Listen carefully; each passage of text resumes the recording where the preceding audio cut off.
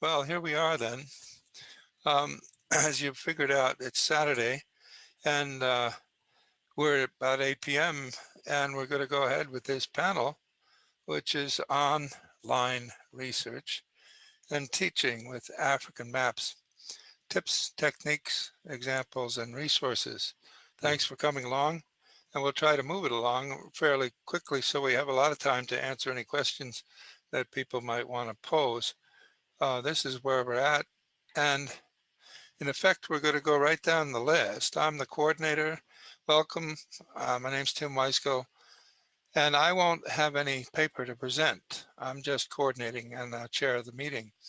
But our first presenter will be Jerry after I give brief introductions of everyone, including myself, so that we can dispense with these identity things later on and we can move right into sharing questions.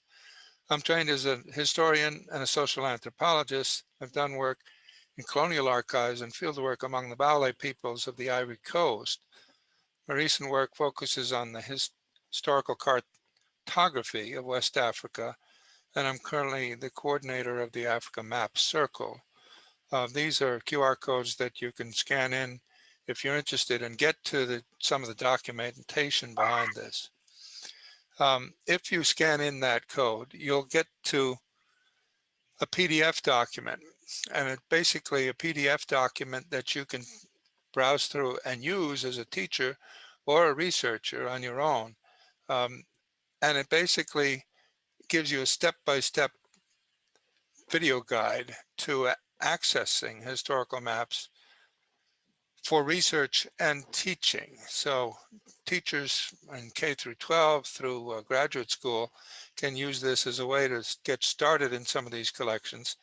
And many of you may already know more than we do about this, but you may want to find out something about the different array of collections we touch upon here.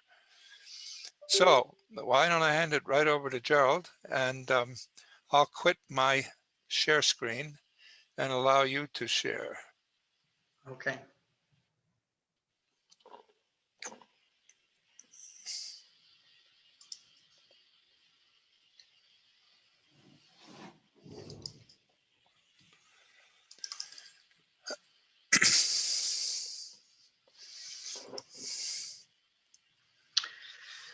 So in this first introduction, I want to present a brief overview of the philosophy or the meaning of our roundtable tonight. Unfurling Cartography, a case study in the realization of diversity. By moving from direction to meaning, the materials of historical cartography are now at hand to eclipse the embers of social intolerance and establish a foundation to deliver diversity. The outline presented here stands on a 40-year basis of social identity theory and assemblage theory. The problem lies in intolerance. The solution lies in identity, expansion of identity. The method lies in assemblage, and the result is a more cohesive society. Looking at the historical depth of this problem, we find Albert Einstein was once asked whether or not he believed in God. Einstein replied, "I believe in Spinoza's God." He was certainly referring back to a staggering event in 1656 in Amsterdam, where one of the most explicit documents of persecution was enacted on a young student, excommunicating him from a similarly persecuted Jewish sect for merely suggesting that God and nature were in one harmony. This event was painted by Samuel Hesenberg in 1917. Intolerance springs from these three roots: self-worth, social affirmation, and some perception of threat. This naturally tends towards schemas of in-group and out-group distancing, which closes attention to certain elements unaccounted in one's memorable experience. However, opening spatial history can reconcile other narratives to recycle the stages of one's identity. Spatial identity, cartography expands the image of self by expanding the space filled by self as a keen absorber of spaces. The conscious mind maps a string of experiences known as self. The impact of all these experiences forms the basis of our very existence. Thus, to map is to exist. By accruing more virtual visits, cartography opens an easement to cycle in certain external realities, still worthy and with ample support to eclipse an intolerant view.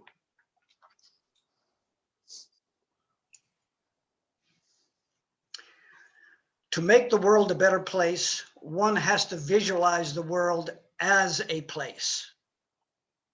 With education as our greatest asset, how should a library intervene to overcome such intolerance in our present time?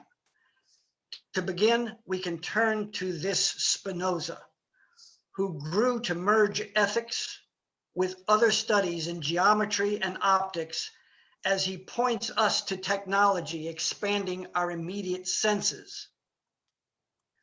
With this direction, we can enable teachers everywhere to merge the mechanics of STEM with a grounding in the humanities to forge a new sense of human awareness using the performance of historical cartography. Here is what radically distinguishes cartography from other forms of communication. The viewer is at the same time outside the representation and enveloped by it. Like tapping into oil reserves, maps hold historical energy. They can fuel hours of curiosity about what was or is relatable. Here is a platform where any hand can repeatedly refresh a user experience, a UX journey, where diversity is etched in the soil, where a space can be joined, where viewers imagine themselves differently, where fresh fountains of identity flow. The internalizing of distant, this tool carries nearly astral advantages to enter the world's journeys across centuries of time and space. Here, to locate is to be aware of another's path, the origins, the migrations, the encounters. When society can notice people as a continuum, it starts with attention as to set the stage of all other solutions. There are two categories of needs. The systemic needs are the need to change intolerant perceptions, the need to enrich academic content pertaining to Africa, the need to reach every person, the need for cost and time efficiency in academic studies. But there are these personal individual needs, the need for physical links to current events, and the need for historical links to modern life. So the proof of concept case is the Afroterra Cartographic Free Library. The mission is to assemble and access a cartographic focus on Africa, enabling broader interpretation and transformative education. The initial innovation is the assemblage. The depth is 5,000 original images spanning 500 years, covering all regions and scales in 8 different languages. The assemblage is the orderly identification of a definitive cartographic record, previously scattered and sequestered for centuries, now captured in a resortable digital parade focused on Africa. The urgent innovation is the access, the immediate delivery of rich content at the touch of any ardent student, teacher, or pillar institution, or any other cellular hotspot throughout the world. We use these methods, place-based database, an image bank, georeferencing, and our next research is in optical character recognition, where 1,000 place names on one map can be sorted and searched. So we're going to present a roundtable of grand professors to show how these outcomes manifest in the coming year. Next year, we hope to present outcome measures in what I refer to as our straight A's, and that is awareness, aptitude, attitude, and assimilation. All of these straight A's come by the key word is access. At this point, I'll turn the roundtable back to Tim Weiskell, who will introduce the next actual teacher. Very good. Thank you so much, Gerald. That was fantastic. I'm going to try to find my own slides here to try to join the effort. Maybe you have to quit your shared screen, and I'll try to share mine again. The reason why we're here is partially because we've set Jerry's biography aside and presented him first because he's the mastermind of an amazing collection. And as you can tell, his training was not so much as an Africanist, but as a medical doctor. And this is what we want to honor here. Dr. Fizeau is a diplomate of the American Board of Internal Medicine and Nephrology and serves as a dialysis service consultant for Fresenius Medical Care. Since 1995, he has led a philanthropic digital humanities project as president of Afroterra Cartographic Free Library, located in Boston, but located more specifically in the internet and Etherland in some respects very powerfully. The addresses are there, and we'll put them in the chat as well so they're clickable and you can link to them. The info is his email address, but the web address is the www.afroterra.org. By streaming 5,000 detailed images focused on Africa, he has sustained a steady and ready register in data management, content prioritization, quality control, and cost control for maps and images useful all over the whole range of African studies. Gerald is not a timid man. He's taken on a huge project here, and he's delivered for all of us in a lot of different fields: historians, anthropologists, East Africanists, West Africanists, South Africanists. It's not limited, as he points out, in 8 languages, and we're very deeply indebted to him for this. He doesn't approach this, as many of us have, as Africanists. But in fact, he's provided the backbone for Africanists to consult, conduct research, and collaborate, as well as teach.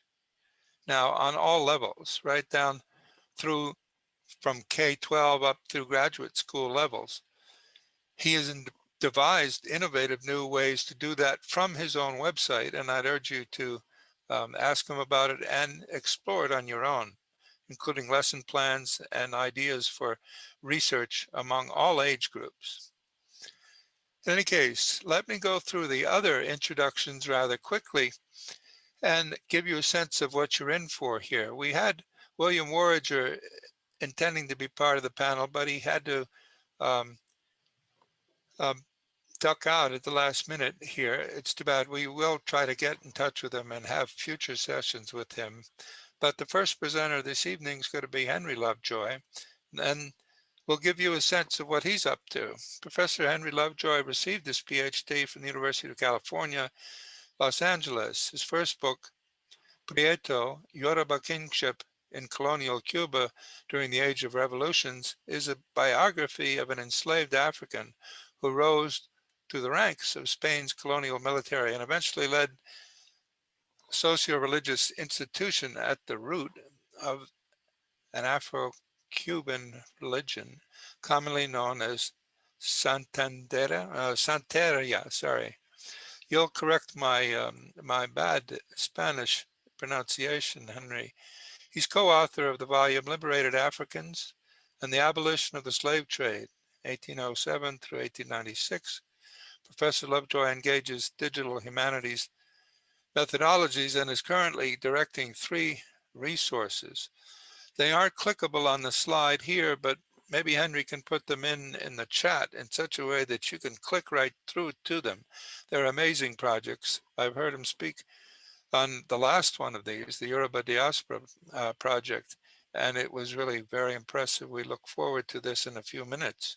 Then Paul Lovejoy is going to be speaking to us. He's from, in fact, a distinguished professor at the University in York in the Department of History.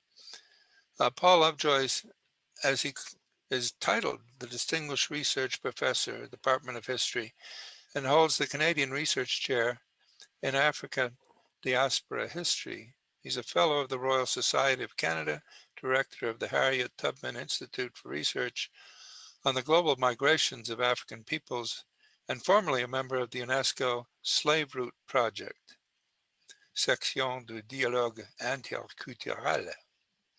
He received his PhD from the University of Wisconsin. At some point, we decided in the late Jurassic, right? It's a long time ago, Paul, right? In the late Jurassic. Since then, through a long and exemplary career, he has authored or edited over 30 books and over 100 articles. It's embarrassing to be on a panel with him because he just humiliates all of us by the publication tradition, but they're really long and substantial, long-standing and substantial pieces like the Transformations in Slavery, a History of Slavery in Africa. His current work includes a focus upon West African maps like the 1824 map by Joseph Dupuy.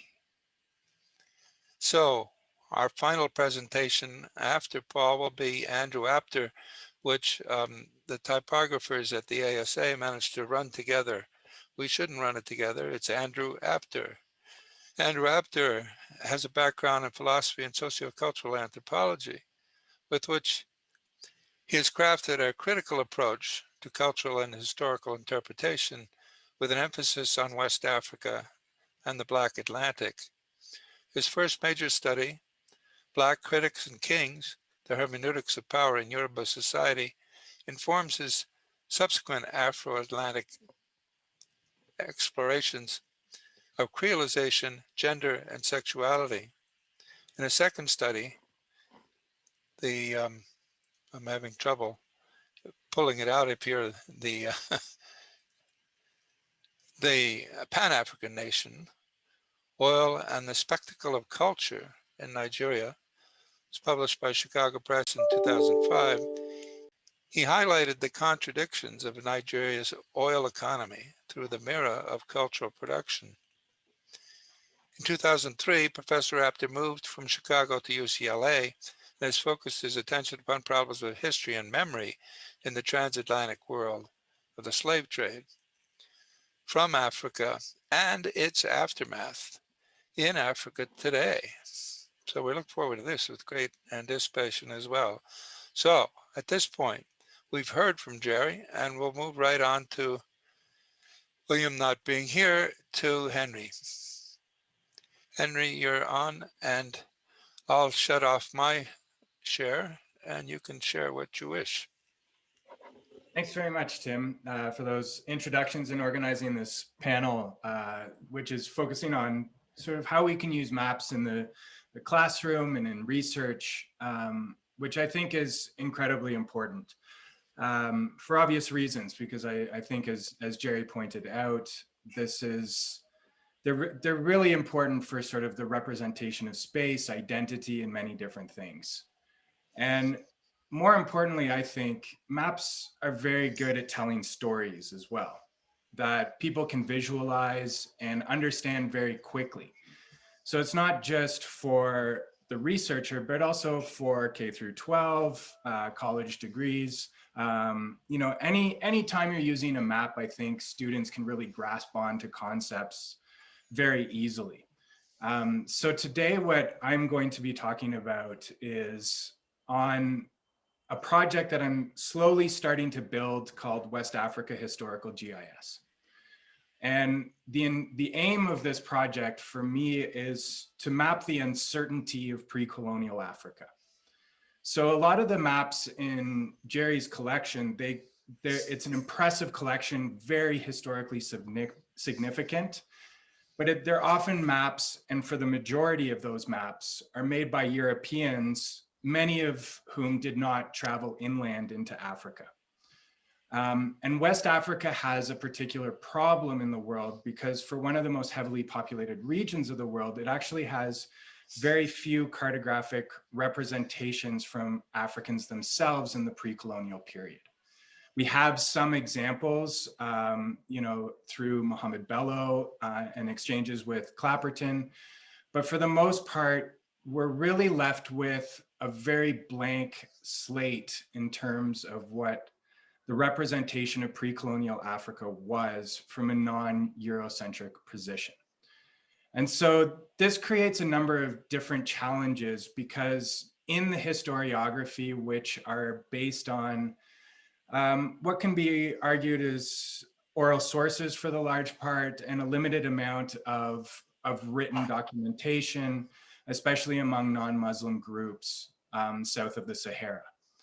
And however, the historiography to date, ever since African history emerged as a field, has meant that the geospatial representations are embedded in the historiography that needs to be extrapolated into data sets that we can coordinate with geographic information systems.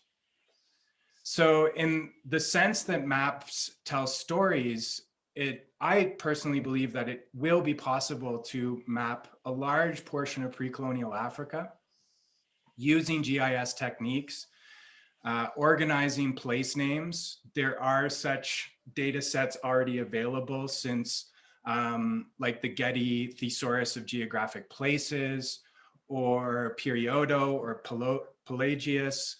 There are efforts to sort of map out how Africa was represented in the past, because we know a lot about where places were. We know in many circumstances when and around the time periods in which there is conflict occurring at different places. Sometimes we know the dissolution and formation of new places at different periods of time. So it's very plausible to be able to create a very large list of place names within pre-colonial Africa to sort of get a better historical representation of geography over time. So the initial planning of this larger project I have is yorubadiaspora.org. This project is a very beginning to the larger West Africa GIS project, because as I've mentioned, maps tell stories. So the story that I'm telling is the before and after related to the collapse of the Oyo Empire. And this area here, I've begun to map out over a 20-year period, looking at particular places of conflict that occurred inland in this region as it changed over time. So we can document when a place might be attacked. For example, the capital of Oyo was destroyed in 1836, and it underwent a series of conflicts between 1817 and 1836 before its final destruction. So this map, this website hosts a whole bunch of the methodologies that I've employed in terms of having to map this out. So I'm using the example of Oyo here. I can just enlarge it slightly. So you can see that over time, there's different conflict that's occurring through it's the same place, as you can see by the coordinates, but with different levels of conflict occurring until its destruction. So I've used this subjective scale to represent when conflict wasn't happening, when it was, because warfare can happen over protracted periods of time. So eventually, old OAO relocated to the location of new OAO, so we can actually assign a new coordinate to that particular place. It's also possible to map out various different trade routes that existed within the interior of different places, which then means we can align this data up with slave voyage departures. So my hypothesis is that slavery generally occurs at a point of conflict. And following that conflict, there would have been people who would have been transported to the coast and put onto slave ships. So we're looking at a very tumultuous period in the history of West Africa through the expansion of the Sokoto Caliphate, the independence of Dahomey from Oyo rule, and other civil wars and warfare in the region. So we have this quadrant of West Africa with a lot of activity related to the slave trade, which then resulted in the transportation of a lot of Yoruba speakers into the diaspora, most particularly Brazil, Cuba, and due to abolition efforts, Sierra Leone. So the website also outlines some of the research materials. I've published a couple of maps already related to my methodologies, including this one, where I did OAO's collapse on an annual basis. I've also begun working with statisticians to begin to predict the probabilities of inland African origins, so people absorbed into the conflict and then trade routes out towards the coast. We also know that in this period, large amounts of people would have also traveled inland into the Sokoto Caliphate, so we might be able to reverse engineer the exodus of people into the Atlantic networks, as well as an internal slave trade into the Sokoto Caliphate, where a lot of these people would have been employed in the military or particularly in textile industries. Also, all of the other data sets, the key primary sources that I've been using, as well as a long list of the secondary sources. So you can see the methodology in which I'm employing the ability to capture geospatial data and look at transformations over time. So what the result of this study shows is that it is possible to, one, align the shipping data so you can color code ships. For example, the black ones go towards Sierra Leone, green towards Brazil, red towards Cuba. And it's possible to map out several hundred places at once as they transform over time. And you can also see the shifting patterns. So by 1823, for example, Dahomey gets its independence and Olorin becomes an emirate within the Sokoto Caliphate. And we can see this progression over space and time that would help us understand sort of the ramifications of African ancestry in the Americas to some degree. So, as I've said, we could probably reverse engineer and look at population movements inland. The other thing that we're able to do is begin to have clickable points so we can look at particular slave voyages, such as this ship that went to Cuba and was captured by the British Navy in abolition efforts.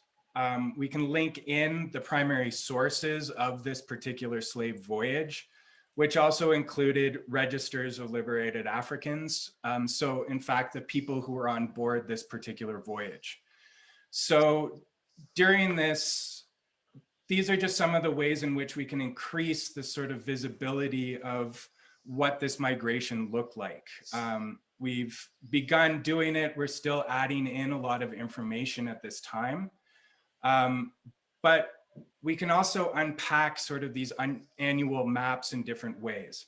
So we can begin to look at the year 1816 and write about it in a bit more extensively, link in imagery such as what the society, the different types of Yoruba compounds that people might have lived in. We can see some scarifications and the way in which slavery might have occurred. A lot of this information comes from the missionaries who went to Sierra Leone and traveled back, like Samuel Ejadi Crowther. or the descendants of liberated Africans, such as Samuel Johnson. And we can link in the particular voyages for this given year. So the work that I'm doing with some of the statisticians helps us produce some heat maps that show the likeliest zones of conflict. So we can begin to see that places closer to the coast will likely be the more likely places of origin for some of the people taken into the diaspora. Maybe some of the conflict in the northern hinterlands around Oloron would have resulted in people being transported into the Sokoto Caliphate. So we can really begin to play around with using different methods and techniques that are very easy for teaching and understanding. So you can see year over year, the conflict begins to change. We have different figures who are around at the coast, like de Souza, who is responsible for transporting lots of people to Brazil in this period. So there's really a lot that we can do in terms of West Africa historical GIS. If this is just a template for one quadrant, expanding this project over a greater geographical landscape as well as a temporal period would really have a tremendous effect in understanding migratory patterns within Africa and off the continent as well. So this website is really an attempt to map the collapse of a single kingdom and its effects in diaspora. So we can begin to even see some of the imagery associated with this migration, photographs of some of Yoruba people, Yoruba speakers in Brazil, for example. You can see their scarifications. You know, Ajayi Crowther was a liberated African who documented his slave route. You know, Adeshina from Cuba, he arrived sometime in the 1830s. We can't put him on a particular slave ship, but we certainly can begin to imagine more what this story looks like just through the different types of imagery, the capture of slave ships that involved Yoruba speakers, and then a whole bunch of engravings that demonstrate this migration over time. So in terms of maps, I think we can begin to tell these stories a little bit better using these technologies. And I'll wrap up here, and I will, as soon as I stop sharing, I'll just throw a link to this so you can explore around. And I will pass the mic back to Tim. So thank you very much for everyone who attended today. Thank you very much. This is fantastic material. And the way your maps illustrate right off the bat, the movement of peoples and the animation of socio-political transformations, like the expansion of certain parts of the enterprise and the collapse of other parts. And as you detail it, particularly the old Oyo and the new Oyo, gives a dynamism to what most of us have never had access to, and makes us want to read the narratives that it's based on. In other words, the map in this sense is the way that you've devised very effectively to invite us into a close reading of this material. And I'm very grateful. Let's go on to talk very quickly about presentation from Paul. In fact, we'll come back to your material, Henry, in detail, because one of the things you do is link up with a map, not only the narrative material, some of which you then draw us toward wanting to read, like the autobiographies of various people who've been involved in the trade, but also the imagery, the photographs, very powerful. And you give those specificity as to time and place in the African context. And that is something that's a whole new set of things to think about. The map is the integrating principle for, in a sense, locating a disparate set of other artifacts, including photographs.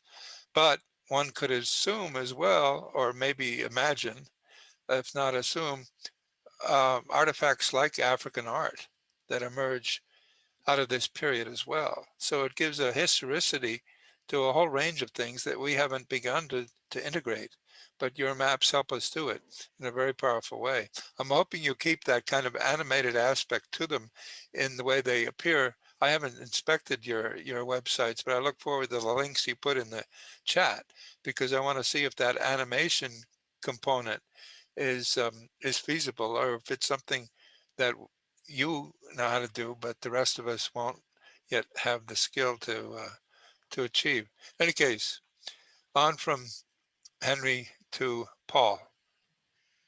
Well, I stop sharing mine. What do you thank, want, Paul? thank you very much, Tim.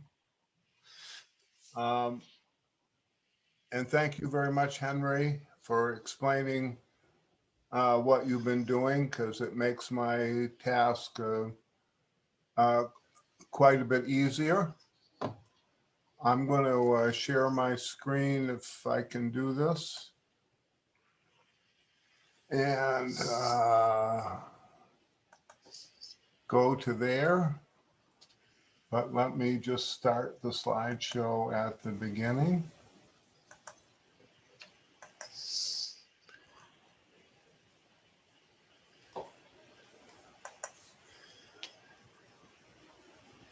Are you with me? We're here, but we haven't seen the slide material yet. Can you, Share, I want, there's share. a shared, there you go. Are you, Fantastic. There we go. let me just get the full Full screen. screen. Yeah, that'd be great. I'm trying. You can go down below and hit the farthest box on the right. Not the farthest, but right Didn't it? before the slider. There's a Work? box. Yes, that one. That one should work. Well, it did. Thank you, Tim. Good. So, Sure. so I'm really going to continue what Henry was talking about, and talk about how we're going to do something, how it's possible to do something with similar results, if not similar methodology, for the central savanna of West Africa in the 19th century. And the actual project comes out of a larger project, which I know is freedomnarratives.org, which you can look at, in which we are, as rapidly as possible, but it's taking a long time, to upload information on individual Africans that were born in West Africa during the mostly 17th, 18th, and 19th centuries, most of whom, almost all of whom, actually experienced slavery. And in the course of doing this, one of the fields, one of the ways that we organize the input of data relates to individual lives. And individual lives means that people are involved in events. And identifying events is crucial to what our project is, because, of course, if you have an event, you also have a place. And as soon as you have a place, we're talking about a map.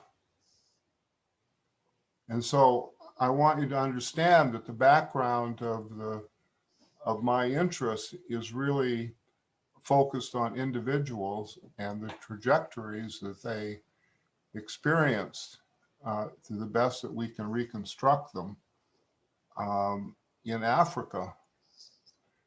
Now, while Henry's one focuses specifically on the collapse of Oyo, the actual focus for my project is not quite so simple, or not simple, that's the wrong word. It's not as focused. because there are complexities relating to the expansion of the Sokoto Caliphate, the struggle with Borno, the impact on the Sahara, the impact on what's now southern Cameroon, all the way to Ghana, to, you know, it's like enormous, including all of the Yoruba area. So my interest in mapping goes back to my work. Well, it goes back a long way, but the most serious aspect of it comes out of my work with Jamie Bruce Lockhart on our Clapperton. As you will know, we republished Clapperton's second expedition, and we added a lot of maps.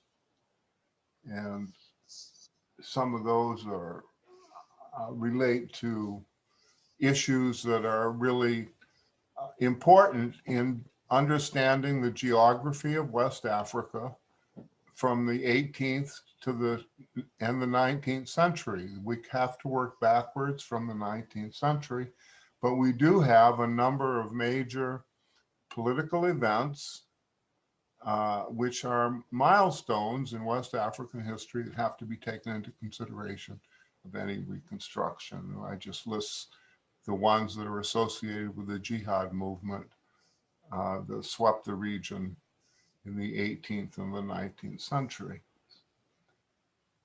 And then we have to look at the types of maps that we actually have. And they're really much better and more interesting than we've allowed ourselves to believe, in my opinion.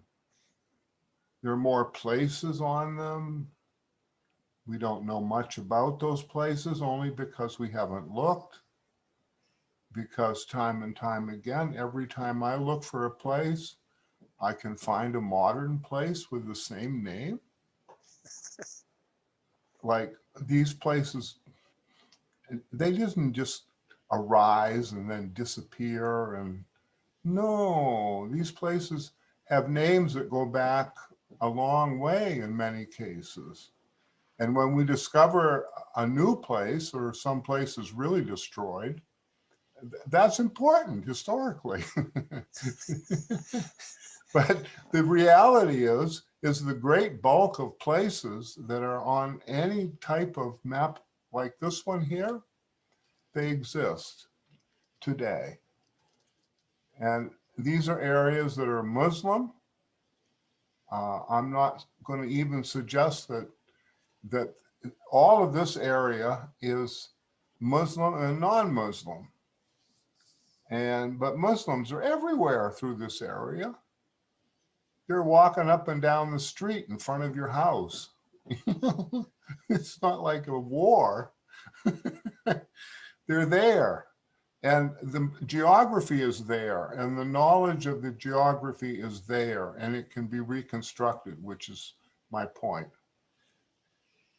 And when we look at the maps that come from the period, the earliest ones, like this is one of the ones from Dupuy, 1824, you know, where he actually has maps that you can go in to a level of detail that just knock your socks off.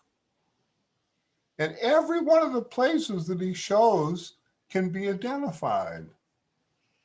And then you can fill in the blanks in between, because in my work, I'm working on a guy by the name of Muhammad Kaba Saganugu, who came from a place called Buka on one of the tributaries of the Niger River.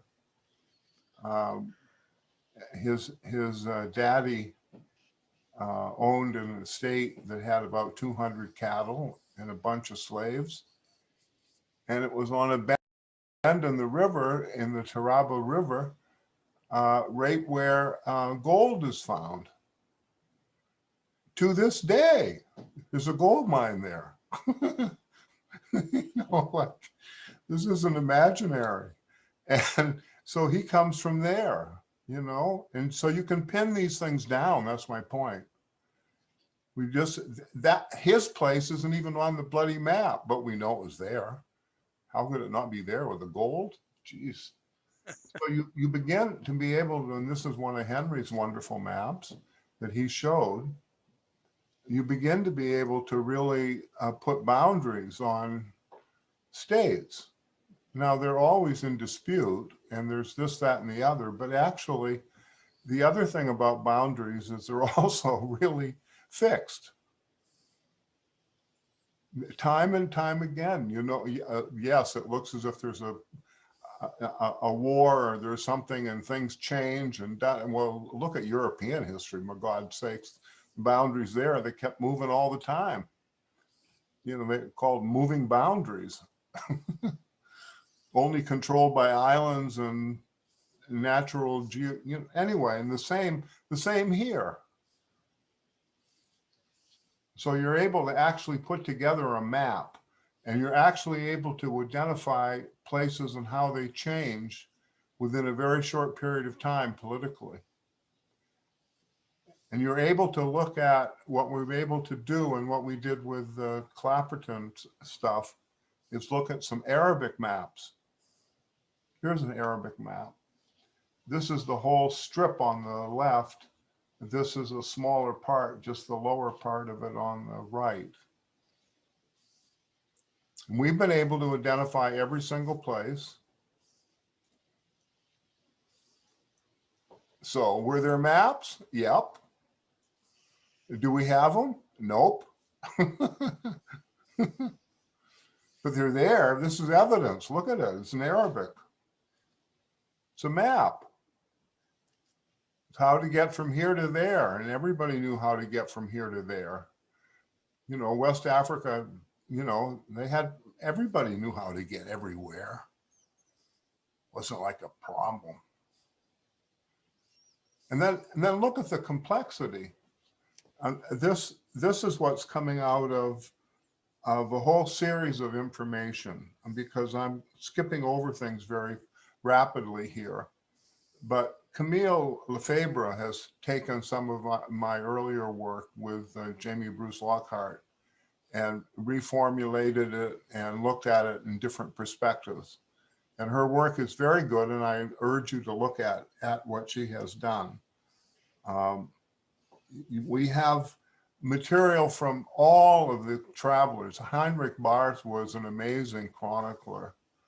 The number of itineraries that he includes in his, in his 3-volume, report are phenomenal in terms of the detail about where he went and what he saw.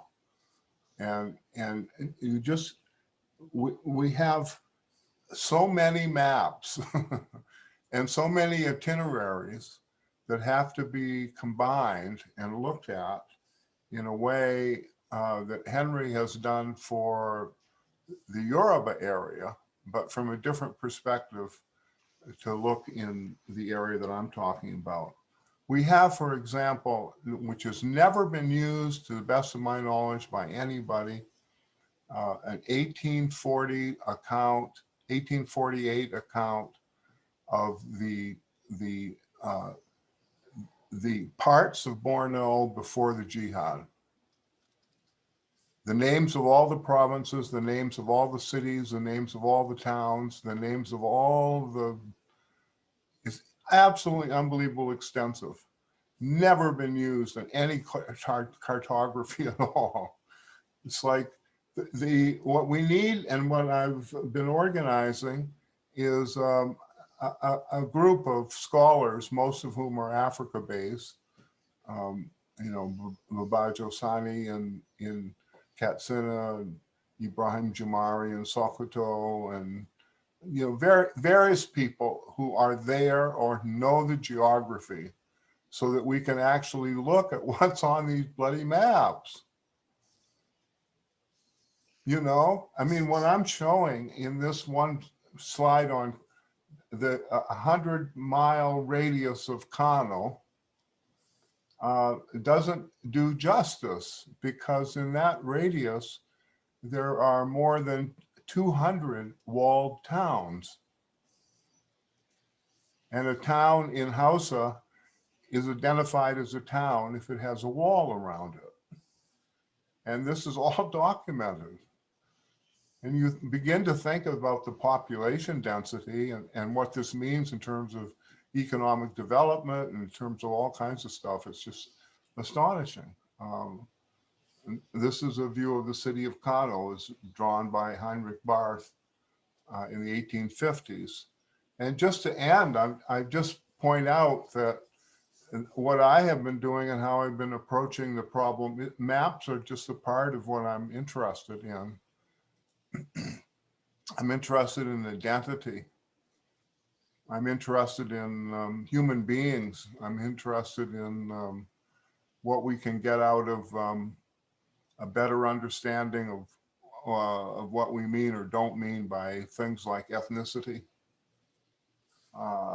where we have some individuals like Gustavus Vasa, usually referred to erroneously as Volata Equiano,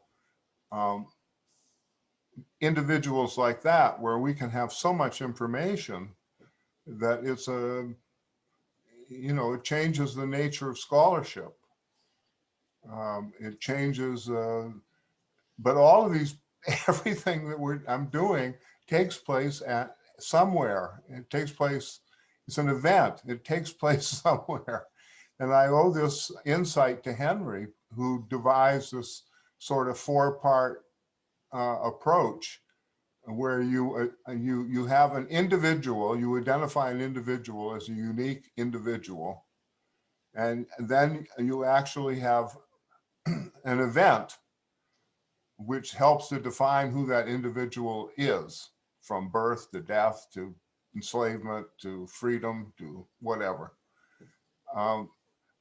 And then but any event has to take place at a place, has to have a location. So therefore, that's where the mapping comes in. Has to have a location. And so what I'm working on now is very, very simple, conceptually simple, which is we basically have to document the location of every place in West Africa. Every place, every name. You know, there ain't one hill out there that doesn't have a name, has the same name for hundreds of years. No one's changed the bloody name on the hill or the river, you know. Well, thank you very much for all this list here. Now, I just put this in the chat for everyone to click on these sources, which we can't do. Thank you.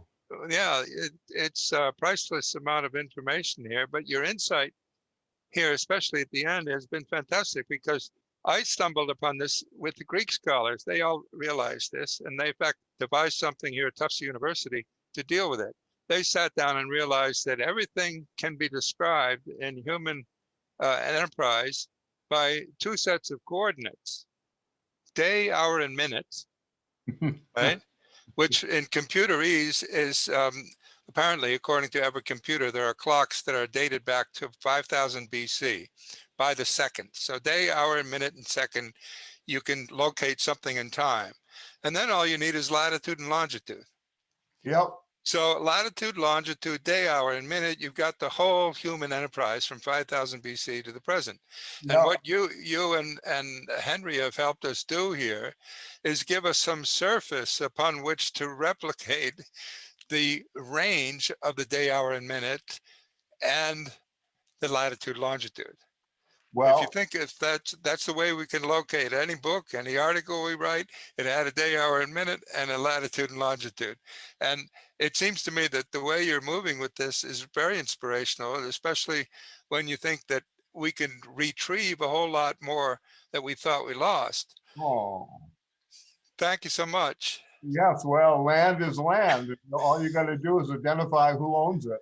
It's true. And that in itself isn't important if you're not an agriculturalist. See, that goes back to another fallacy in African studies and African history, but which doesn't hold in the areas that I study, which is that land is owned. There ain't no such thing as vacant land. Well, for That's agriculturalists, that's true. That's true for agriculturalists. 99% of human history was experienced before agriculture. And you have to realize that I'm only possession, concerned with the 19th century. that's true. Well, let's move on at this point because we have a very important set of insights to come forth from Andrew Apted, who's been working on a slightly different part of West Africa. And if we can, oh, you've got pictures as well. Fantastic shot. All right. Okay, but if you unshare your screen, then Andy can go and we can open it up for, How do I unshare? basically you go to that, up to the top of that same green there, you just did it. And Andrew can I share did his it. screen. Did I leave? You did. Well, there you go. Okay, Andrew. Well, let me echo all of you and Henry in particular for thanking you, Tim, for taking the initiative to organize this session.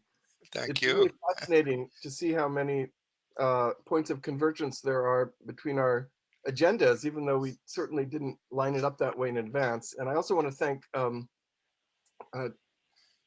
Gerald Rizzo for producing such a remarkable Afriterra map database online, which I'm going to use one image from that today, but I also realize that this is going to really help me a lot in the project I want to briefly run through today or this evening.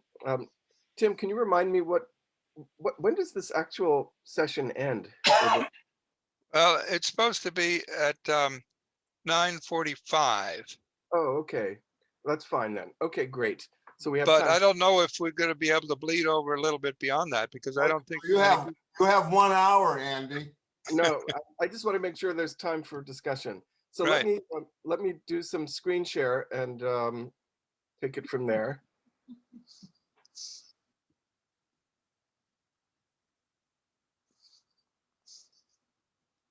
So this project, Atlantic Slavery and the Spirits of Capitalism, is something I've been working on for a number of years. And rather than start with maps to discuss a project, I'm going to quickly run through a project in order to discuss some maps. And the basic idea here is that the proliferation of what in the travel literature of Europeans in the 17th and 18th centuries are called fetish shrines or fetish priests, and fetishism is largely linked to the history of the Atlantic slave trade and to the transition from mercantile to industrial capitalism, or at least the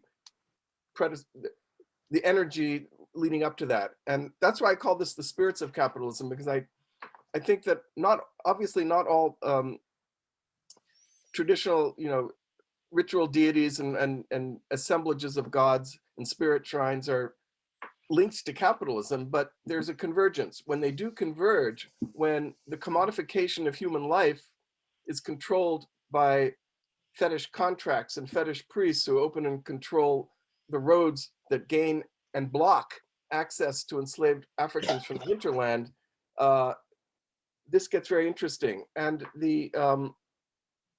so my point of departure is Cape Coast Castle in Ghana, where I've been going for a number of summers, and I finally got a decent sized collaborative grant to work with colleagues at the University of Ghana in Legon to develop this, not exclusively in relation to Cape Coast Castle, but we're going to do a survey of the major and minor as well, slave forts and castles on the historic Gold Coast of Ghana, primarily to document the very, very sort of undiscussed and I think undisclosed fact that they all have deities and shrines inside of them. And if not inside them, very adjacent to the markets and the areas where the slaves were bulked and sold to the factors in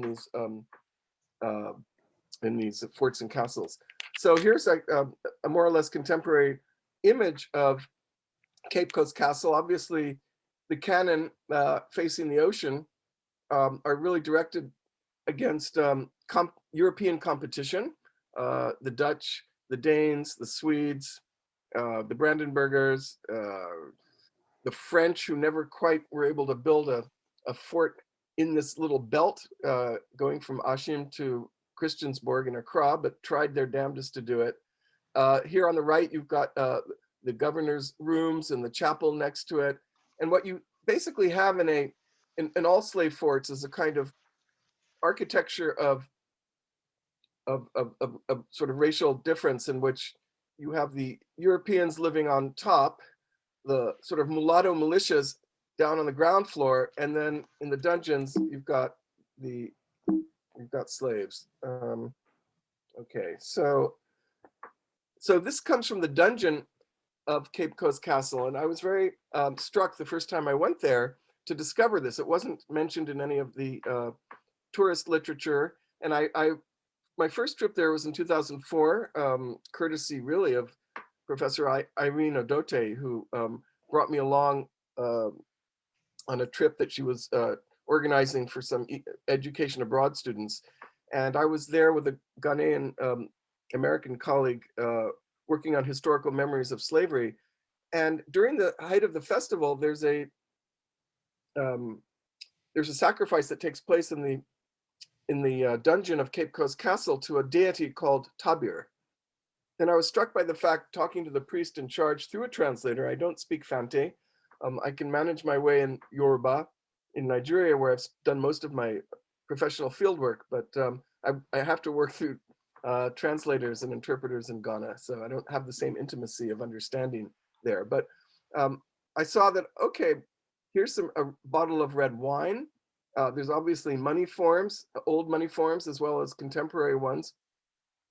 I started to unpack the symbolism of the altar.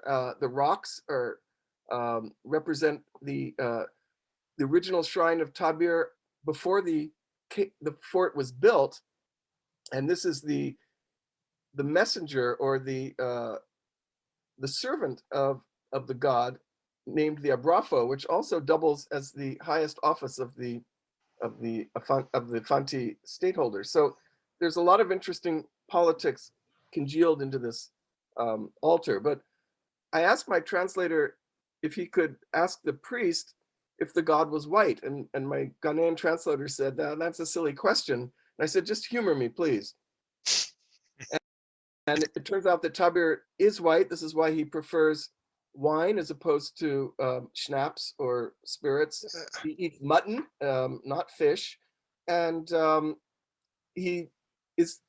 was told that if a woman is seeking the intercession of Tabir in order to deliver a child, to get pregnant and deliver a child, and is successful, the child will be a mulat.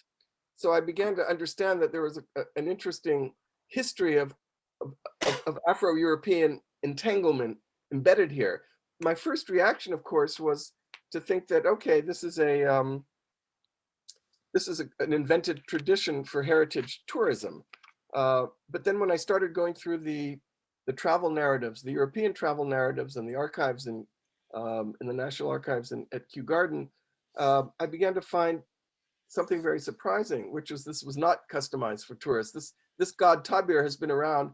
He's been attested since 1601. That's a long time ago. That's a lot of longitudinal depth for an African religious shrine that has been observed over the centuries by Europeans. So the reason I'm showing this slide, this comes from Peter de Maries, the description and historical account of the Gold Coast Kingdom of Guinea.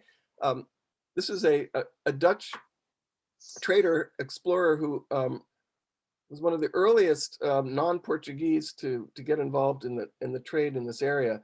And he has a collection of etchings that are extraordinary. So bear in mind that this diagram of the market predates the construction of Cape Coast Castle, which was originally made in around 1653 by the Swedes. But the reason I want to show it to you is that this tree, the Paprata tree, represents the second ranked deity in Cape Coast, the first one being Tabir, the one whose shrine I just showed you. And Tabir, during the Fetua Fashe festival, moves from the castle with a sacrificial bull to the Prapata tree where he's sacrificed. And basically the idea here is that there's a fetish paprata in this tree that is designed to keep the trade routes open into the hinterland. So all these letters represent directions up to Fetu, up to Warsaw, up to the different pathways, the different markets, internal hinterland markets. So this got me thinking about the way in which the entire sort of lattice work of pathways, of roads, of trails, which some of your maps have already pointed out, Paul and Henry, represent not just the pathways through which hinterland slaves were brought down to the coast to be sold to Europeans, but they also represent, at each juncture, turnstiles controlled by fetish priests to open and close the roads. Part of my argument is that the fetish system controlled the sphere of circulation of human commodities, which gave priests a hell of a lot of control, much more than standard historians would assume. Here's the earliest engraving of Cape Coast Castle after it fell into English hands. You can see that it's owned by the Royal African Company, and it became its official administrative outpost on the continent at that time. And again, here's the local town of Ogua.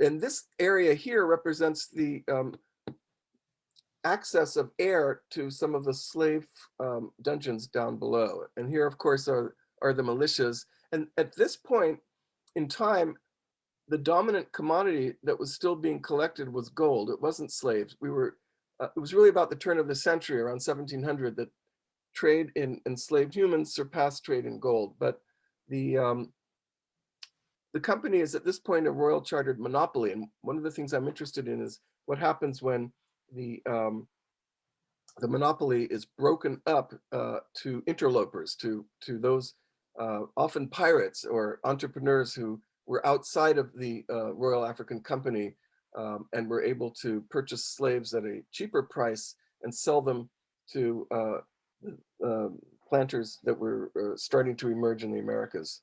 Here's a diagram from 1727 by William Smith.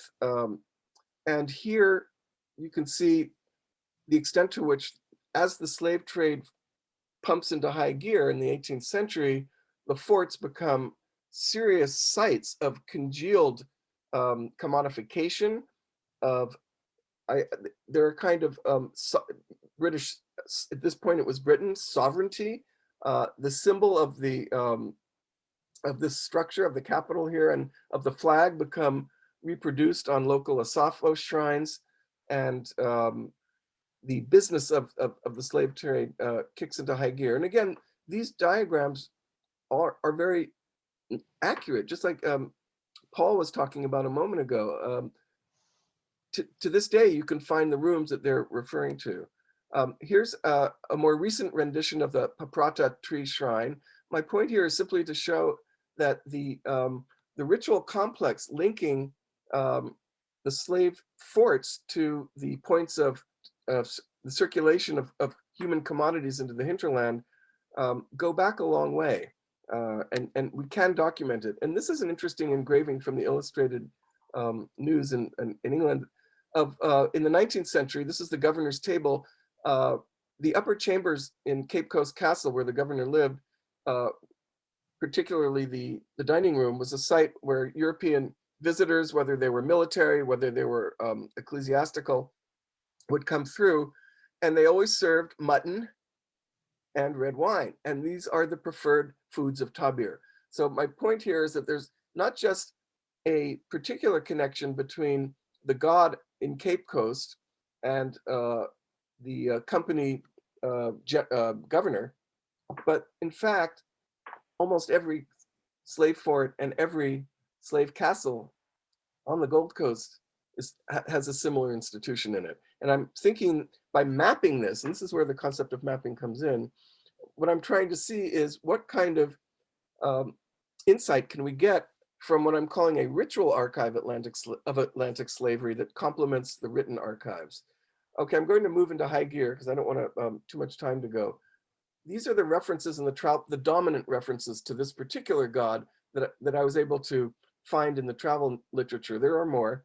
The point is that the later the citation, the more detail we get about the god.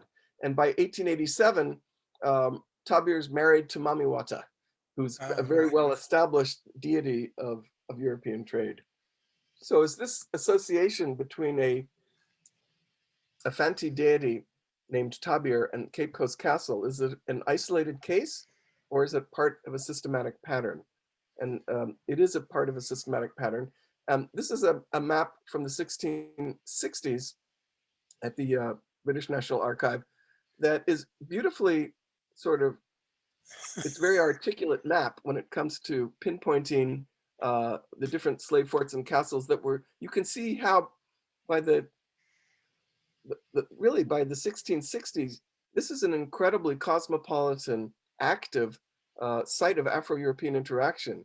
And again, the dominant players at this point were Danes and Swedes and Brandenburgers and some French, but mostly the Dutch and the English. And the two dominant flags here in terms of the forts that carried them, the Brits actually had this St. George flag here, and the Dutch had this one, but there were many more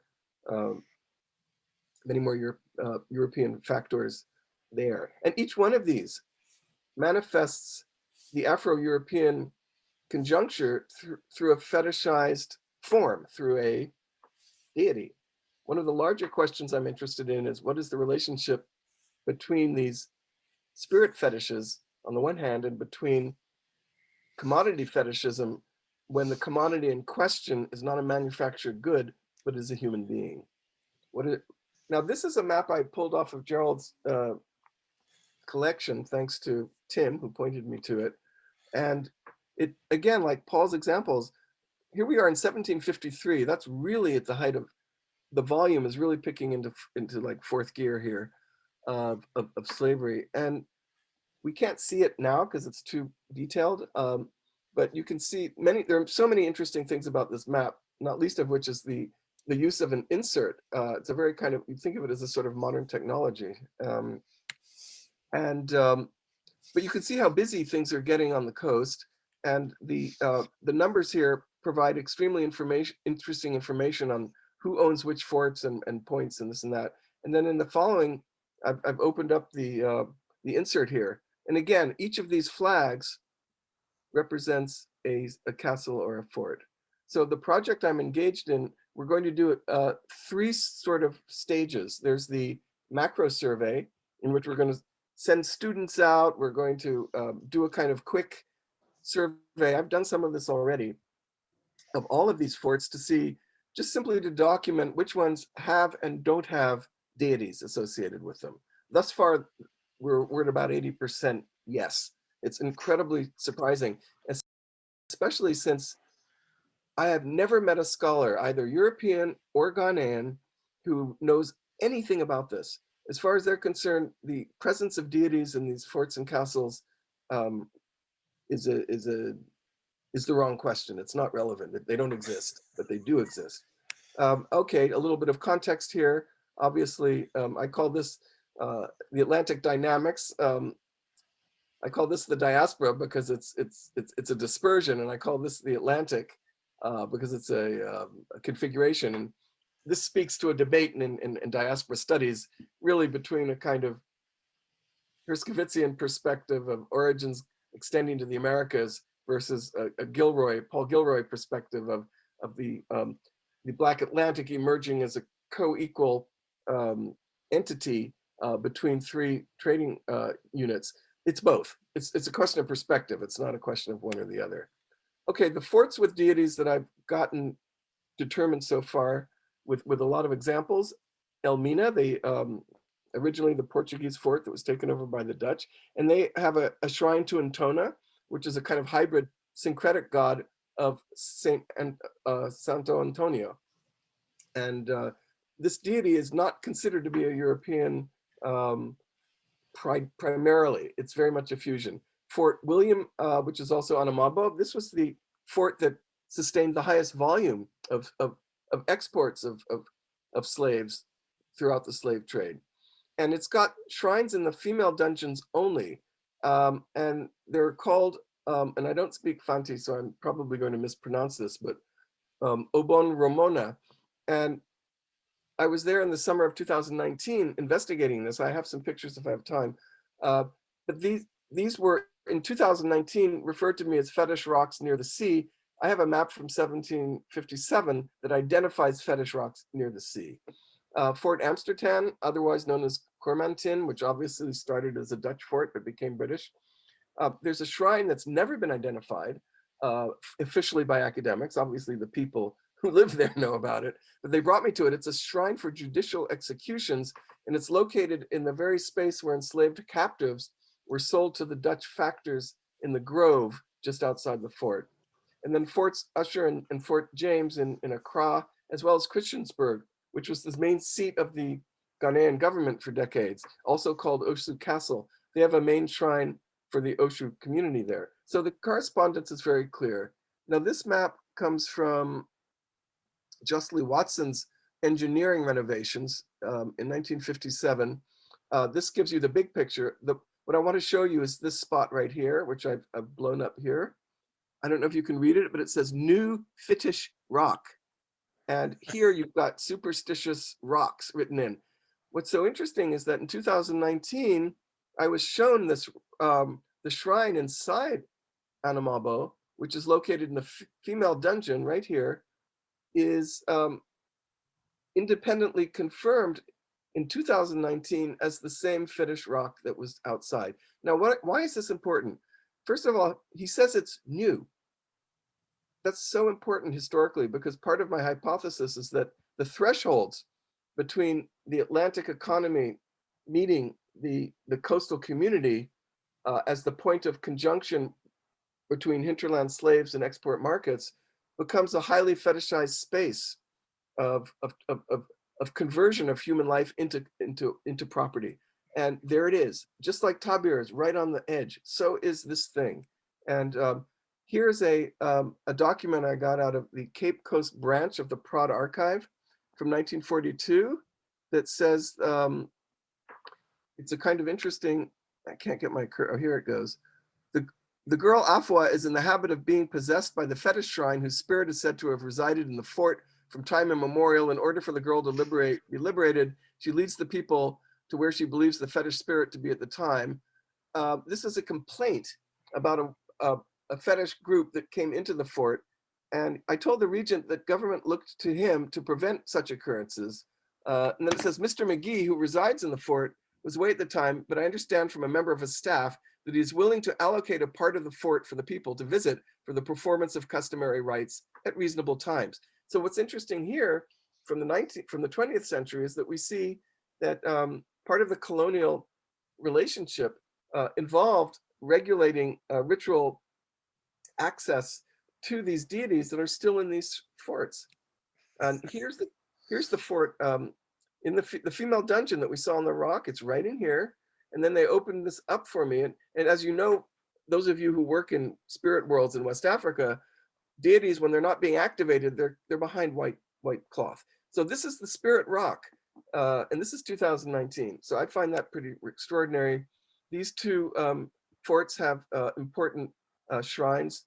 I don't know the name of the deity in Usher Shrine, but it's activated during the Homowo festival every year in Accra.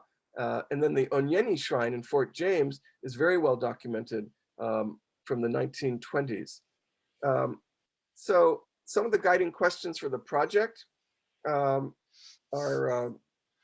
I don't think we need to go here, but I guess I'll just run through quickly. How does the ritual archive add to our understanding of Atlantic slavery?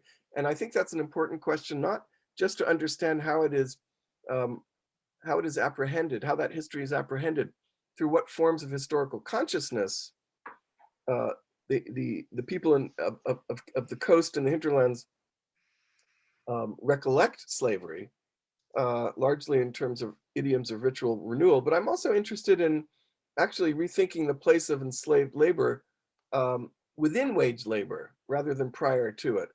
And the extension of that argument is that in some sense, we think of capitalism being free market based, slavery being based on non-economic conditions of bondage, that the modern Atlantic slavery precedes the rise of capitalism. But I'm trying to argue that it actually remains inside of it. It's a subtle point, but I think it's important. What are the connections between the fort and castle fetishes and the commodification of human life? This is a problem for Marx. He often uses slavery as a kind of analogy to the exploitation of wage labor, but he doesn't problematize okay, in Marx, commodities become fetishes when they mystify the relations of production that go into them. But what kind of fetish is a commodified human in Marx? And I think that is going to be an important question. What instruments of credit and debt were governed by fetish contracts? And what forms and degrees of commodified dependency did they generate? For example, if you give a large credit to a group who are going to go up country and get slaves for you, chances are the merchant prince financing this or administering this trip is going to give a relative to you as a pawn. And I know obviously Paul Lovejoy has written a lot on pawning as well as other people, but the point being that the pawn is a kind of temporary slave, or it's semi-commodified. The pawn becomes a kind of temporary commodity. So it's in between. And then also, how did fetish priests control the opening and closing of roads and pathways of commodity exchange, and thus the sphere of circulation, which oddly enough, I've perceived, at least for the Royal African Company, one of the reasons the Royal African Company failed as a monopoly and had to reinvent itself as a trading company open to private investors completely, is that it couldn't afford the financing the fetish priests to keep the roads open. Basically, the fetish priests bankrupted the Royal African Company because they played alternative European merchants against each other, and the West and the Royal African Company couldn't keep up. So it actually has huge implications for understanding the nature of the fanti polity in the 19th century, in the 18th century. So I'm sorry I went over time, and I'll end it there. Thank you so much, Andrew. I mean, you've flipped us into a whole new register of considerations here. And before we open up to general discussion, I want to flip, if I can, to some things that were called into focus, and I'll try to bring them up on my shared screen if I can. Particularly about the Cape Coast Castle. Did you ever run across this? Because when you started talking about your mutton and red wine, I began to think about what shows up in antique shops here and in England. And if you look at these big platters upon which meat was served, there are a series of them that are very problematic for those of us who are historians, because if you look at them in detail, this is the Cape Coast Castle with slave ships off the coast. And in fact, if you look at it in greater detail, you see they're indicated. This isn't anonymous, or I should say, it isn't hidden. This is Cape Coast Castle on the Gold Coast, right? But and there's notice also the cowrie shells, and especially in the prior image, the cowrie shell. Right. I took a few pictures of one that I saw in general, and there's an actual print that this is based on. In other words, if you want to call it intertextuality here, what we got is print images that are then taken on by the stoneware people in England and made into sort of prints that they use on plates like this. But yeah, the surrounding cowrie material is very important as part of the money systems that were circulating. Yes. And you probably have several layers of understanding that I don't about this. But one of the other things I was going to try to do was to engage some discussion in our discussion session with some of this. I'm going to quit sharing this screen and try to share another one that I'm on over here in the other little computer. And the reason for doing this is basically to try to illustrate, if I can do it. I'm going to try to share my screen um, and get rid of the picture of me. But if you looked in detail at some of the kinds of things, and one of the reasons why I was particularly interested in the images that you brought forward in your slides was that a lot of these, including this, have so much detail in them. And you identified the fact that these are known rooms and named rooms. If in Jerry's collection, we start to expand this and we can sort of walk in on any level here, this is what Jerry has inspired for all of us. Gerald, you don't know it, but you've taken our understanding to a new level, because one of the things that happens is that you look at the inserts on these things when you blow them up on a scale that you could never see before, even if you had the document in front of you.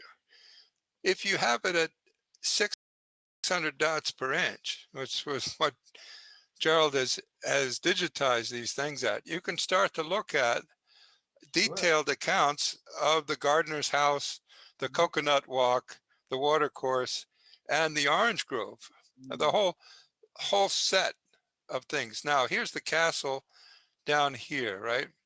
And if you look at the other side of this insert, you'll see that that floor plan is given right here.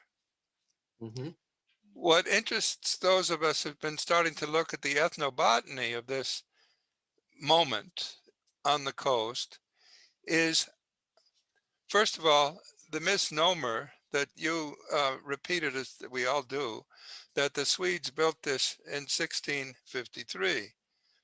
You can ask yourself, how many Swedes, how many boatloads of Swedes came down here to work on this? In fact, the Swedes didn't build it. The local populations built it, perhaps under Swedish direction. The whole thing was maintained, and finally the British restored it in 1775, while other things were going on in the British Empire, including the shot hurled around the world.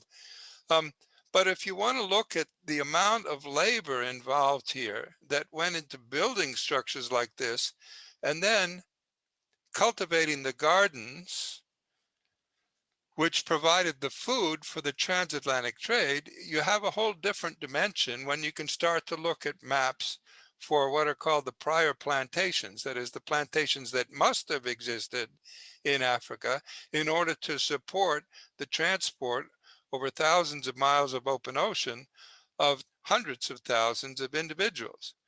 That gives a whole new dimension to the labor history of the slave trade. And it would be something to look at in detail, I think.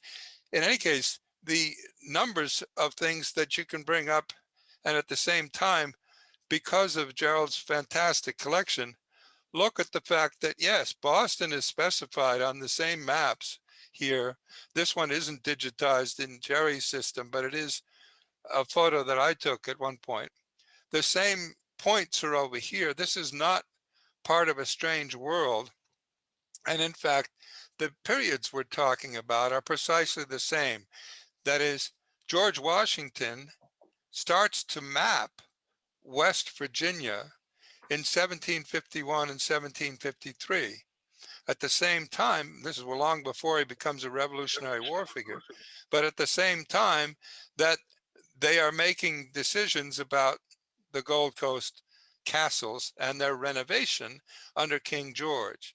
Now, all of these things are things that I think Gerald has brought it to our attention very clearly with his, I think, somewhat elegant theoretic framework here, that maps bring people together if they pay attention to what's on the map and pay attention, in a sense, to what's going on all parts of the map simultaneously. If you go out to any one of these things and call up the individual maps, one of the things we're really bereft of is the Arabic perspective on all of this.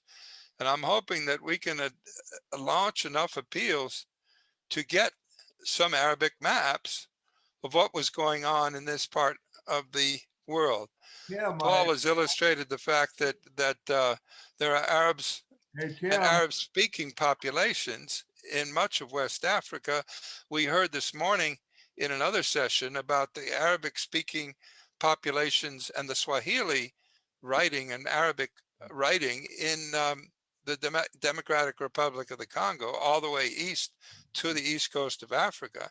There's so much documentation that is now becoming available because of this digitization, but we're just beginning to sort of scrape the surface of it.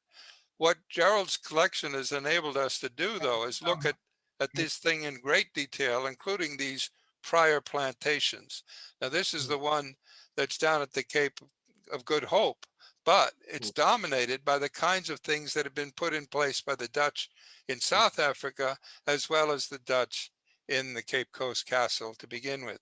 If you look at these detailed accounts of what's being grown, you have a clue to start doing the ethnobotanical research on what is called here in the French map, le Jardin de la Compagnie.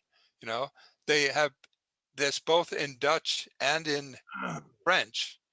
And the actual physical size of the forts, impressive as they are small in comparison to the gardens, as it were.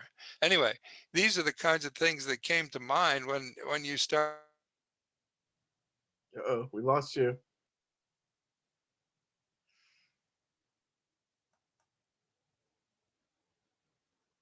You're muted, Tim. I'm sorry. It's just as good I am, I suppose. I'm just yeah, hey, Tim, let us talk. I will indeed, and I'll quit my shared screen here to. You've talked a lot. I have, and for someone who's not giving a paper, that's You unforgivable. just gave a paper.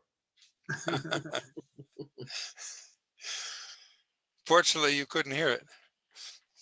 I heard it. Okay, well, we have some time left, more like So let 15 some of us minutes. talk. Let's do that. And why don't you're unmuted on the panel, and we can see what other questions may be coming into the chat. Well, if you can hear me, We can. I mean, what we really need to do is to put in place a structure so that we bring together the various people that are going to do the work. We got to create some maps. We've come up with all kinds of ideas about how to do that and what needs to be done. So now what we really need is some leadership in terms of figuring out how we're going to implement.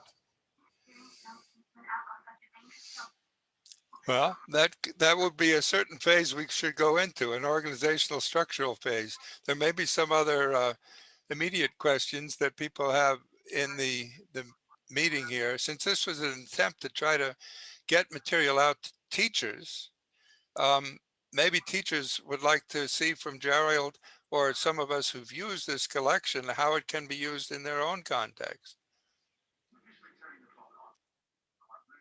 I agree, Paul. We need to get together and figure out organizationally where to go from here, but that's perhaps beyond the scope of this modest panel. I mean, I think an immediate. I mean, you use the word immediate. I think its immediate objective is to figure out how to do a better job of mapping Africa. We have wonderful historic maps. Thanks to to Jerry's work and to other people's materials that can be easily brought into into the corpus. And it should be. And then we got to set out about how to organizing some kind of funding strategy, because a lot of the basic work is going to have to be done in African universities. because it's in African universities is where you have the people who know, what the geography is and what the places are. And so we got to map it. Then we got to figure out what we know and what we don't know. And it's going to be a big venture. I mean, I really applaud what we're doing, but I really want to emphasize that what we really need is a coordinated international venture that involves ultimately would involve training of personnel at universities in Africa, would involve a lot of interaction that would be extremely beneficial in every way that we all believe in. And so how do we move forward with the wonderful initiative that you've launched, so that we get to the next step? One way we can communicate with, Tim has a blog, which is the Africa Map Circle, and that already exists. And Tim does most of the posting on it, but different ones of this roundtable or any other group across the globe can at least start with the Africa Map Circle that Tim organized last year. Okay, that's great. Good. I think that'd be a way to start, because I think part of what we need to do is to bring people's attention to what is already available and accessible thanks to Dr. Rizzo's work. He's made an asset here for all of us to use in a way that we can pursue each one of our studies very, very thoroughly at this point, and then put them together in a platform like the Africa Map Circle, perhaps having periodic meetings once every semester or something like that, where we could exchange papers, come up with some published material, present it as a series of investigations that we'd like to get funded over time in order to both preserve this archive and extend its usage.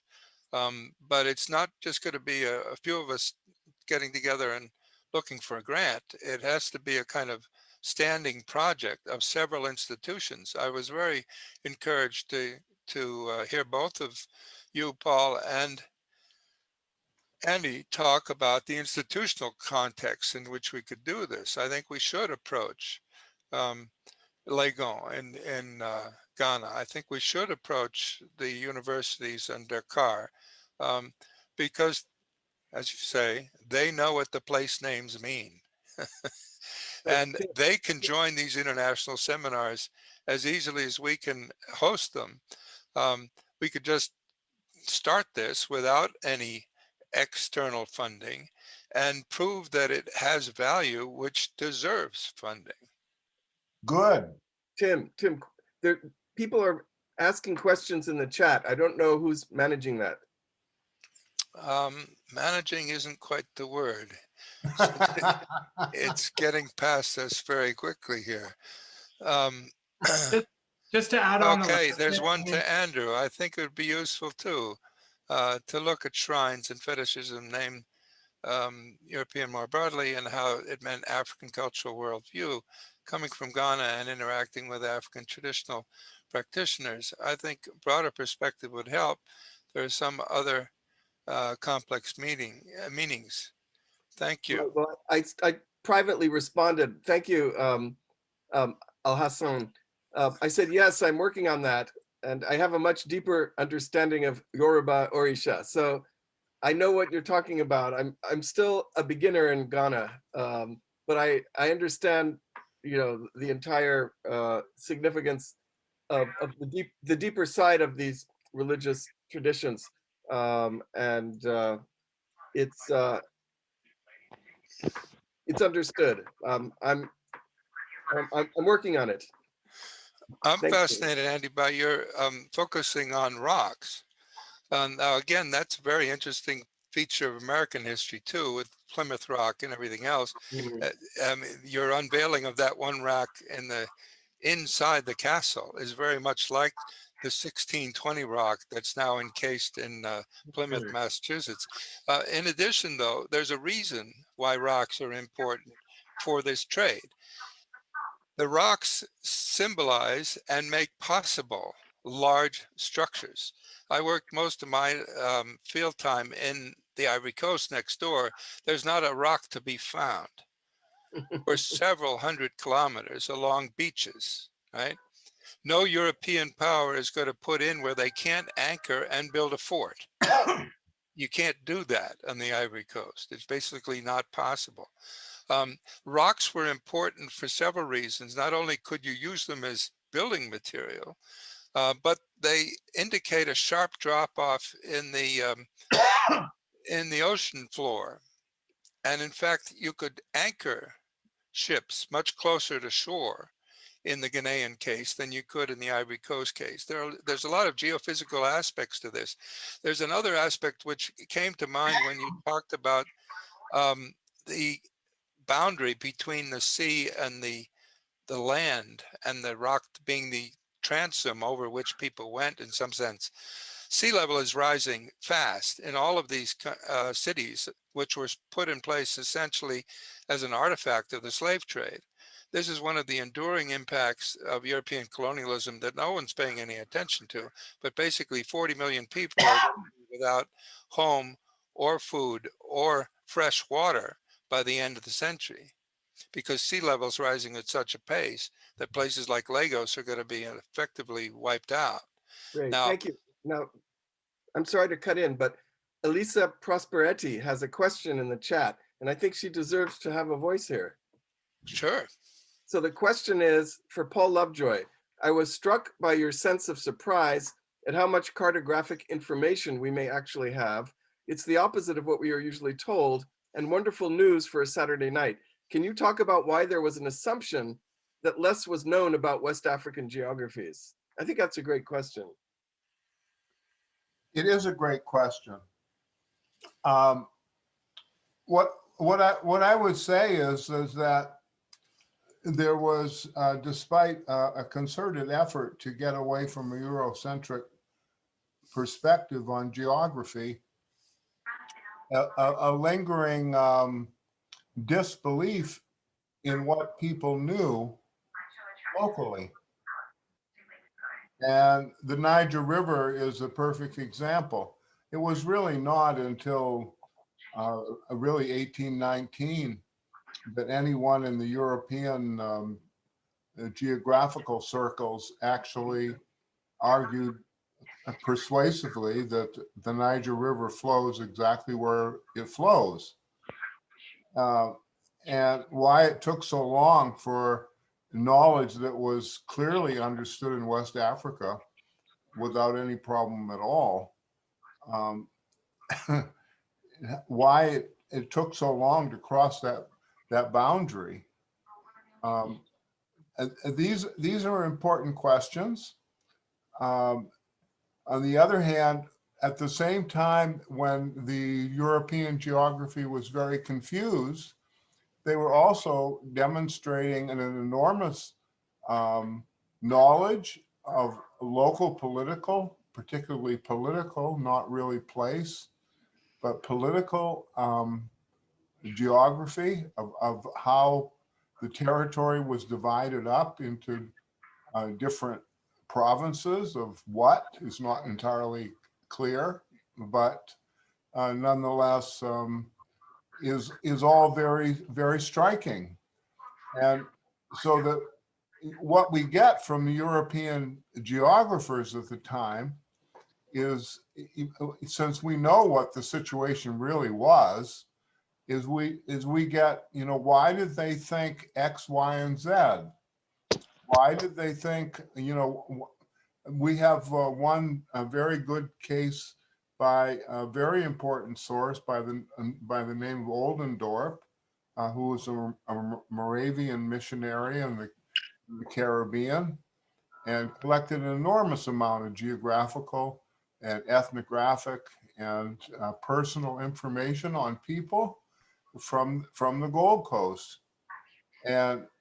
But understanding what he means when he says Elmina becomes a really serious problem, because he doesn't mean Elmina, the fort. And why he would use that term to be what I would argue, by a careful reading of the German original of the text, is that Elmina for Oldendorp meant Ashanti, which is completely out of orthodoxy. It is not consistent with any other use of the term or anything like that. So why? And such an important and knowledgeable individual interpreting something in this way. So my point is these maps sometimes convey hidden meanings that are far beyond what we thought we were looking for. And that's why it's really crucial that we look at them. Okay, Paul. Well, that's a good conclusion to our session. Logically, I promised people that I put up the QR codes if they're interested. You can scan these in and get access to some of the information we've been sharing with each other in very brief prep sessions for this session. But Paul, in following up your idea what to do next, it would seem to me that one of the things we could do is have an occasional meeting of the African Map Circle in which we either go around the room and say, here are the things I found this week, or we could actually change the spokesmanship from week to week and talk about what next in terms of funding projects or international collaborations with universities and the like might be possible. It might be useful, as the map societies do around the country. The Washington Map Society, the San Francisco Map Society, Boston Map Society had to have a theme for a half-hour talk and then a more general discussion about where we could go from here after that. But you know, occasional meetings wouldn't be a bad way to keep going, I think. Sounds good.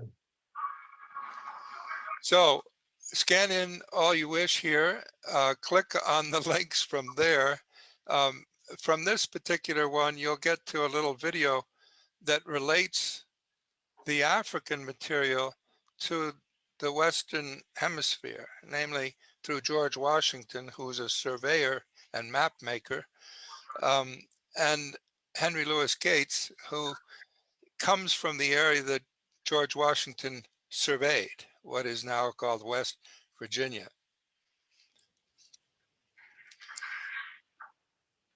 Thank you all for coming along and for putting up with our somewhat random and miscellaneous discussion here, but with the very precise and helpful papers given by Henry, Paul, Andrew, and started off the whole conversation, in fact, the whole enterprise of historical cartography by Dr. Gerald Rizzo.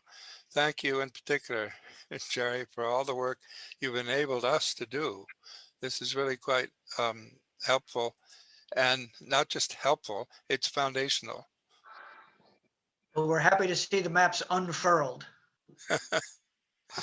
I went through a few of them in the background. You could see of the earliest ethnographic maps of Ghana with color-coded differentiation, and then of the Dupuy map that Paul drew to our attention the other evening when we first got into discussing this. It kind of provides an Ashanti-centric view of the world because it measures everything in walking distance from Kumasi. Well, if you're going to walk, where are you going to walk from? The center of the world. Well, keep in touch, everyone, and thanks so much for showing up. Run with this material, the QR codes, the maps. Get into Dr. Rizzo's library online, Afroterra, free cartographic library. It's biggest asset we've got as Africanists at this point, especially in a time of COVID-19. This is where teachers and researchers can start to really blossom. When they think they're locked into their own material or own house, if they can get online, they can get liberated through Gerald Rizzo's amazing collection. Thank you all. Thank you. I'm going to sign off from here myself, and I suppose they're going to throw us off at some point, the connection. But I think maybe because we're one of the last sessions, there isn't such a demand for the computer space after us. Probably Danielle can tell us if we're actually going to be thrown out. It looks like throwout time. All right, thank you. Thank you. Thank you all very much. Bye. Andrew, Gerald, Paul, and Henry, thank you for giving us real substance here tonight. All right. Bye. Thank you.